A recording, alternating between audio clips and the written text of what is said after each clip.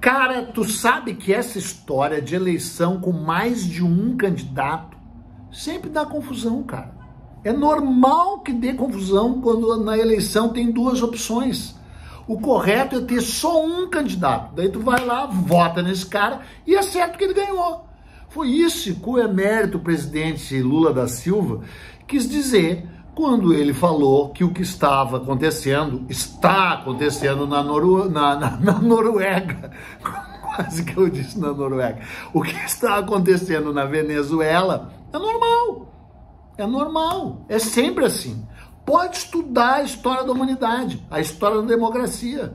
Nunca dá certo eleições com dois candidatos. Cara, dá vontade de fazer piada mesmo, né? Embora a situação seja muito trágica, né?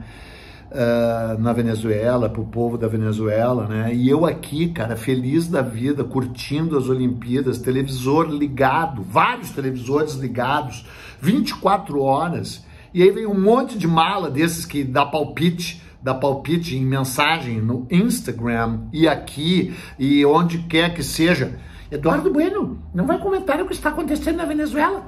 Mas precisa comentar o que está acontecendo na Venezuela? Não parece bem claro o que está acontecendo na Venezuela? Talvez fosse mais devastador ainda comentar o que aconteceu no Brasil, né? Com o MST, o próprio PT e, de certa forma, o Lula, né? Se manifestando, tipo, a favor. O PT já reconheceu a vitória do Maduro, né? O MST também reconheceu a vitória do Maduro. Ou seja, né, assim, realmente o apreço pela democracia desses dois, né? É que democracia no dos outros, né, é melhor do que colírio, né? Pois é, a declaração do Lula beirou o tenebroso, né? Embora, como instituição, o Brasil ainda esteja indo bem, né? O Celso Amorim foi lá, falou com os dois caras, bababá. O Brasil, pelo menos até o momento que eu tô gravando isso, ela não reconheceu oficialmente a vitória do Maduro, até porque ela não ocorreu, né? Até porque ela não ocorreu. Mas, cara, para falar da Venezuela, eu sugiro que, se você resolver falar sobre a Venezuela, você estude a Venezuela, né? Como tudo na vida. A história da Venezuela... Cara, se a Venezuela não existisse, ela teria que ser fabricada pelo, tipo assim, Gabriel Garcia Marques, porque a Venezuela é mais realismo mágico do que a Colômbia, do Garcia Marques, do que Macondo, do que os 100 anos de solidão.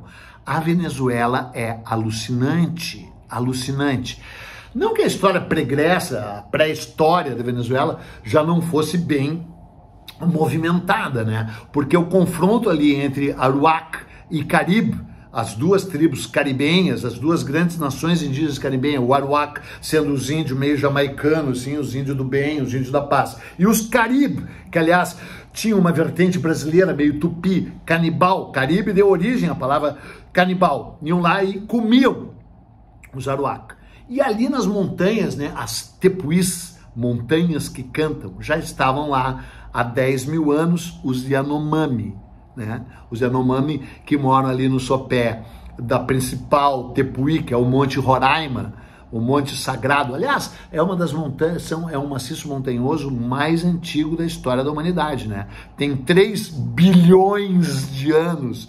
Aquelas montanhas da Amazônia Alta, aquelas savanas, aquele lugar maravilhoso, né? Inclusive aquele lugar lá que dizem que pertence à Guiana, mas que na verdade sempre pertenceu à Venezuela, né? Nesse caso o Maduro está coberto de razão. Esqueci agora o nome lá, Esequibo, né? Esequibo pertence à Venezuela, sempre pertenceu no sentido histórico da palavra ali, foi roubado pela Guiana Britânica, né? Nesse sentido, em alguma coisa, esse Maduro tinha que ter razão, né? Nesse sentido ele tem, né? Os Yanomami vivem no Brasil e vivem na Venezuela, e inclusive são melhor tratados na Venezuela que no Brasil, né? Isso aí já dá a ideia do quão inacreditável, porque tu sabe, né, que o Monte Roraima, desse jeito vai durar 30 minutos essa trolha aqui. Eu já fiz um podcast, eu tenho um podcast chamado Nós na História. Se você não conhece, vá lá conhecer, tem em todo tocador de podcast. Sou eu e 2 mané lá, o Luciano Potter e o Arthur Gubert, esse menos mané um pouco, e o penúltimo O último foi sobre os Jogos Olímpicos da Grécia. O penúltimo foi da Grécia Antiga. E o penúltimo foi sobre a história da Venezuela. Eu vou acabar repetindo aqui um monte de coisa que eu falei, né? Inclusive falei sobre Yanomami, falei sobre o Monte Roraima, que é o lugar onde o Arthur Conan Doyle se baseou para escrever O Mundo Perdido, né? O lugar lá no topo dessa montanha viveriam dinossauros, blá, blá, blá, blá, blá, blá. O nome Venezuela já marca o início da história trágica da Venezuela. A Venezuela foi... Quem primeiro chegou na Venezuela, dos europeus, homens brancos, foi o próprio Cristóvão Colombo. E foi a primeira vez que ele tocou nas porções continentais do que viria a se chamar América. E viria a se chamar América por causa do Américo Vespúcio, que chegou logo depois dele, ali na Venezuela, numa expedição comandada por um cara chamado Alonso de Ojeda. Vai ler sobre o Alonso de Ojeda, ele aparece bastante no meu livro Náufragos, Traficantes e Degradados. Ele é aqueles vilões de filme, cara. Ele é um cara de uma escrotidão, assim, cósmica. Ele representa o que os conquistadores espanhóis tinham de pior. Ele cometeu 1000 atrocidades em Cuba. Vai pra Cuba! E aí... Dizem que namorou a Rainha Isabel, blá, blá, blá. Cara, uma história louca do Ojeda. O Ojeda fez uma expedição da qual fazia parte o Juan de la Cosa. O Juan de la Cosa parece que tinha a coisa, né? E tinha as coisas. E junto o Américo Vespúcio. Teria sido o Américo Vespúcio que deu o nome Venezuela, que quer dizer Pequena Veneza, porque eles entraram pela boca do rio Maracaibo, do Lago Maracaibo, que é um lago inacreditável, um lago pré-histórico também, que agora tem saída para o mar, uma formação geológica mágica, quase tão louca quanto o Guaíba, na verdade até mais louco que o Guaíba, que também é um lago, né? E entraram e eram cheias de palafitas, de aldeias aquáticas, né, aldeias anfíbias, né, construídas sobre palafitas, com um emaranhado de ruas aquáticas. E eles disseram, parece Veneza, uma pequena Veneza, Venezuela. Essa é a origem do nome Venezuela. A Venezuela viveu algumas das coisas mais inacreditáveis do processo colonial, porque em 1523, boa parte dela foi comprada pela família Welser, família alemã Welser, que junto com a família Figer, eram as duas famílias mais ricas da Europa e que financiavam. Os descobrimentos portugueses eram basicamente financiados por grandes mercadores florentinos e genoveses, mas também tinha uma pitada alemã ali. Mas os descobrimentos espanhóis eram majoritariamente financiados por essas duas famílias alemãs, os Figer e os Welser. Os Welser compraram em 1523 uma parte enorme da Venezuela, do reino da Espanha, e o cara, esse Welser aí, enviou um monte de alemães para criar uma colônia lá. E deu tudo errado, cara, é um pesadelo, febre palustre, malária, ataque indígena, pá, pesadelo. E em 1546 a Espanha disse, não, deu errado, devolve, tomou sem pagar de volta o que os Welser tinham pagado.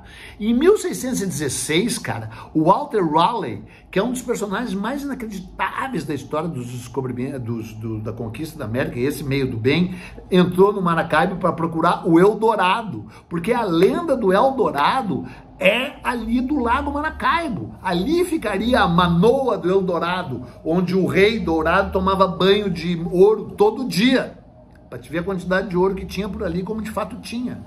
E por causa dessa invasão à Venezuela, onde inclusive morreu o filho dele, o Walter Raleigh, ele na volta para a Inglaterra, a Espanha exige que ele seja punido e ele é decapitado. Walter Raleigh, o cara que pesou a fumaça. Essa é outra história, né?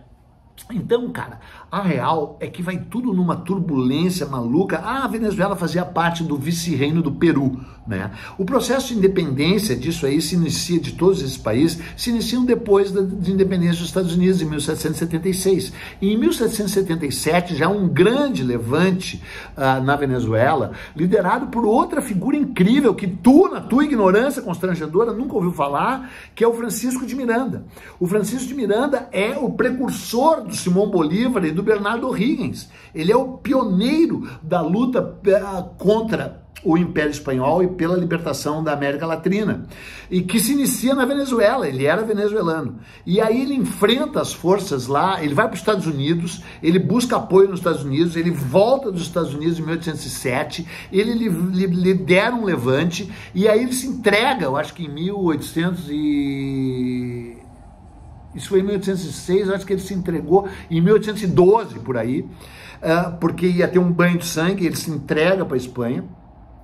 Ele se rende, não se entrega, e aí é considerado um traidor pelo próprio Simão Bolívar, e quando Simão Bolívar inicia o levante da independência, ele entrega de presente o Francisco Miranda, que eles achavam um traidor, para os espanhóis, e ele é preso e morre numa masmorra gotejante em Cádiz, na Espanha. É uma história incrível. Eu não vou contar a história do Simão Bolívar, porque daí daria 500 episódios, né? Mas o Bolívar liberta, né, a Venezuela, cria a Gran Colômbia, então ele liberta a Venezuela, liberta a Colômbia, depois ele vai lutar pela libertação do Peru, né, consegue, e pela Bolívia, que acaba sendo batizada em nome dele, né? O Bolívar é um herói extraordinário. Agora, o que tu não sabe é a incrível ligação entre o Bolívar e o Brasil por causa deste cara aqui, cara. O senhor general Abreu e Lima. O José Inácio Abreu e Lima, uma das figuras mais incríveis da história do Brasil, que toda a ignorância não conhece, era filho do Padre Roma. O Padre Roma também se chamava Inácio Abreu e Lima, né? Tinha sido padre, se formou em Roma, abriu mão do sacerdócio, teve 2 filhos, o Papa reconheceu os filhos dele, mas os filhos não foram reconhecidos. Um desses filhos era o José Inácio Abreu e Lima, que lutou com o pai na Revolução Pernambucana de 1817, a mais incrível, uma das mais incríveis revoluções do Brasil. O Padre Roma foi preso e os filhos dele, inclusive o Abreu e Lima, presos juntos com ele e ainda forçados a assistir à execução, o fuzilamento do Padre Roma, cara. Aí, e condenados, porque essas condenações, segundo as ordenações do reino naquela época, crime de lesa majestade, era extensivo às gerações futuras, tipo lá o Tiradentes, né? E aí o Abreu Lima consegue escapar da prisão e vai para os Estados Unidos. Tinha uma grande ligação entre a Revolução Pernambucana e os Estados Unidos, especialmente os franceses ali de New Orleans. Eles queriam vir até Pernambuco e daí de Pernambuco ir até a ilha de Santa Helena resgatar o Napoleão, blá blá blá, uma história maluca, louca. Eu não tenho a culpa que tu não sabe, então eu não posso contar. E o Abreu Lima foi para os Estados Unidos, e dos Estados Unidos veio para Gran Colômbia, veio para Venezuela e ficou brother do Simão Bolívar, e foi um dos principais generais dele. Escalou montanhas altíssimas, nevadas, mergulhou na selva amazônica, nadou, correu, parecia que fez um triatlo, um decátlo, um pentatlo, lutando por mais de 10 anos junto com o Bolívar na libertação dos países lá da Gran Colômbia, Peru, Bolívia, Venezuela, Colômbia, blá, blá, blá, blá, blá. Nada mais justo, portanto, que o grande Chaves, esse luminar, essa potência luminosa que é o Chaves, tenha decidido que a refinaria de Pernambuco ia se chamar Abreu e Lima. Ele disse pro Lula, vai chamar Abreu e Lima. E o Lula, quem é o Abreu e Lima? Todo mundo, quem é o Abreu e Lima? Os caras nem sabiam, quem sabia era o Chaves. Tô falando sério. Eu passei uma semana na finada, né, quase, a natimorta refinaria Abreu e Lima, que já daria toda uma história por causa dessa ligação entre Chaves e Lula e blá, blá, blá, blá, blá. Mas nós ainda estamos na independência, 1800, só foi reconhecida em 1819, por aí, bababá, e aí se inicia o tal governo dos caudilhos, né, cara? Um governo populista, um governo cruel, um governo de exclusão. E tudo vai ficar pior ainda a partir de 1908, quando é descoberto o petróleo na Venezuela. Um petróleo pesado, um petróleo que não é de grande qualidade, mas um petróleo, né? E aí começa a Primeira Guerra. Em 1914, o petróleo ganha grande ascendência, e de 1908 a 1935, o ditador da Venezuela foi um tal Juan Vicente Gomes. O cara governou por 27 anos, com mão de ferro, um horror, papapá, e tudo com o dinheiro do petróleo. Né? Depois vão suceder um monte de golpes. Na verdade, de 35 a 45, 10 anos, houve um respiro meio democrático, um governo progressista querendo assim dividir com o povo migalhas que fossem do petróleo, gotas de petróleo, né? Mas foi um breve interlúdio porque em 1945 houve um golpe horroroso e o cara lá, que eu esqueci o nome, ficou no poder de 1945 a 1958, o ano que eu nasci. Então aí era assim, era um pequeno governo, um interlúdio democrático, um golpe militar. No interlúdio democrático, um golpe militar. Aí, em 1978, assumiu o Carlos André Pérez, né? Que foi um governo de contenção, de ajuste fiscal, de contenção nos gastos, de pelo menos um verniz de democracia e uma tentativa de criar um país menos desigual, menos cruel. E aí, em 1988, quem é que tentou dar um golpe nele? O Chaves, ou em 98? Em 98, em 88. Em 88, o Chaves tentou um golpe contra esse governo, que era um governo democrático. Foi preso, não conseguiu concretizar o golpe, e em 1998 foi eleito, porque tu sabe que às vezes o povo vai e elege milico que já teve na cadeia, milico que foi expulso do exército, às vezes é eleito pelos esses povos latrino-americanos, é isso? Alguém de vez em quando reclama, você chama de latrino-américa, mas não é latrino-américa, é latino-américa, e não me vem com veias abertas da América Latina, não, porque também, apesar de toda a opressão do colonialista, de todo o papel o nefasto que muitas vezes os Estados Unidos desempenhou, é também o povo latino-americano que faz várias vezes escolhas equivocadas. A escolha pelo Chaves não foi tão equivocada assim, se tu pensar. Porque, cara, a Venezuela era um dos países mais injustos, mais desiguais, mais exclusivistas do mundo. Uma elite nojenta. A elite venezuelana era muito, porque acabou agora, né? Era muito mais nojenta que a elite brasileira.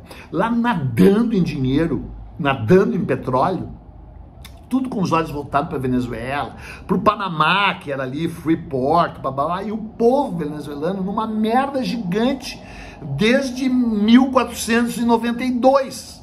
Aí surge o Chaves, um militar populista, defendido pelo Jair Bolsonaro, quando se elegeu. O Chaves vai mudar os destinos. Não há nada mais próximo do comunismo que um militar, disse o débil mental do Bozo, disse.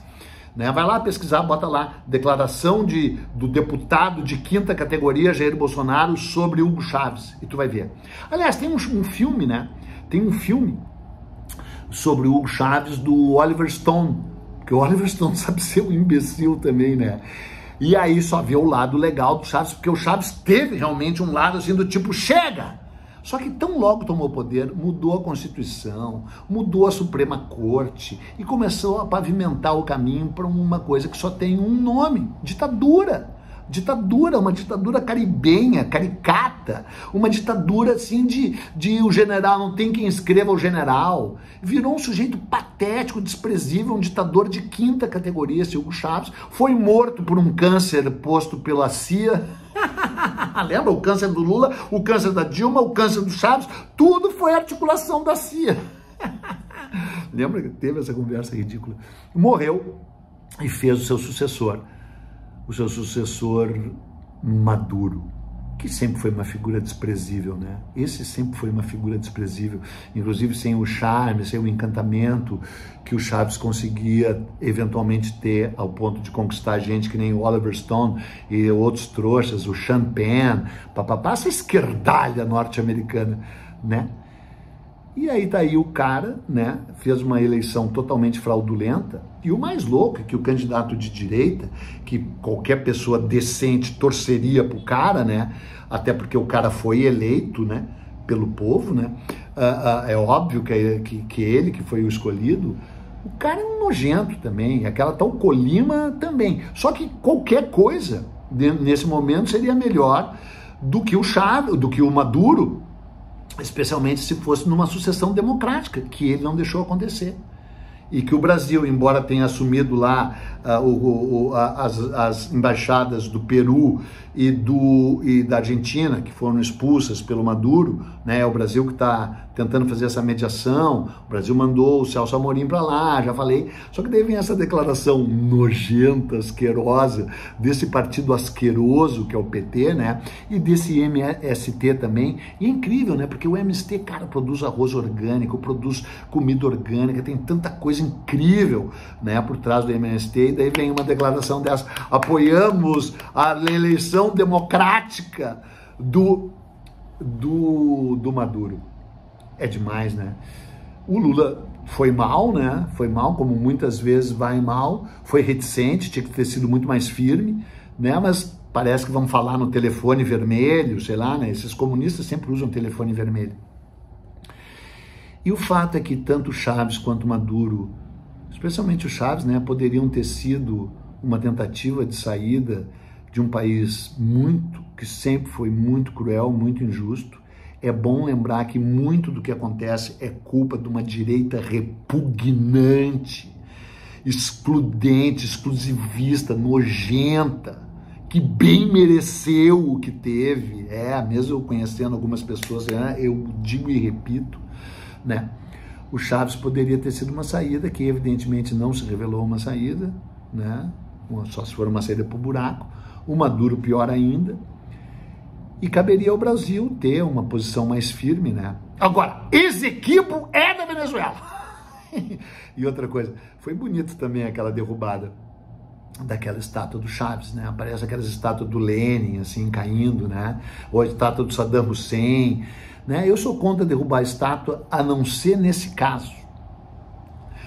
E eu só queria encerrar dizendo que eu espero que você tenha um magnífico domingo e que tenha plenamente consciente que essa história de eleição com mais de um candidato sempre dá confusão. Portanto, o Putin e o Kim Jong-un e o cara lá da China, eles é que estão certo, cara. Eleição, tu vai lá e elege o cara que já está no poder. Qual é o problema? É normal, né? Assim como é normal, dá problema quando tem eleição com duas pessoas. Até logo, passe mal, vai te informar.